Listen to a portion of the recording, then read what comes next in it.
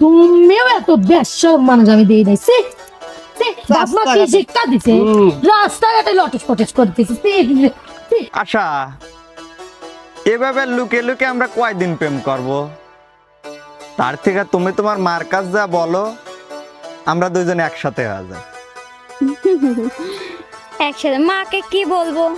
এখন তো দুইজন মাত্র পড়াশোনা করতেছি, পড়াশোনাটা শেষ করি, তারপরে তুমি একটা চাকরি বাকরি করো, তখন না বাবা মাকে বলতে পারবে। এখন কেমনি করে বলি? এখন কি বিয়ে করার বয়স হয়েছে? এই কথা কলি তো বাড়িতে বাইর করে দিবি। আচ্ছা, তুমি বাড়ির থেকে ভয় পাওয়ার চিন্তা ভাবনা করতেছো কি জন্য? তুমি একবার বাড়ির থেকে বের হয়ে আসি দেখাই না, আমি তো তোমার জন্য সবসময় রেডি আছি। দুইজনকে ভিক্ষি করে খাবো প্লেটলি। তোমার কথা তো ওইটাই মনে হচ্ছে। তুমি এখনো কিছুই করো না, দুইজনই স্টুডেন্ট, তাহলে আমরা কি করে খাবো? শোনো, এসব পাগলামি না বাদ দাও, মাথার থেকে এইগুলো সব ঝেড়ে ফেলো।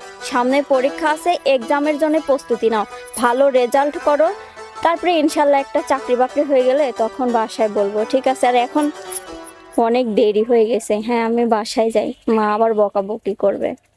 শোনো, এত তাড়াতাড়ি যাওয়াটা কি ঠিক হবে? আর ঠিক যদিও হয়, আমার জন্য তো একটু থাকতে পারো নাকি? রাখো তো তোমার এইসব কথা, সব সময় তুমি দুষ্টামি করো, থাকো। আমার দেরি হয়ে যাচ্ছে, আমি চলে গেলাম। চলে যায় মনের ময়ূরী, চলে যায়।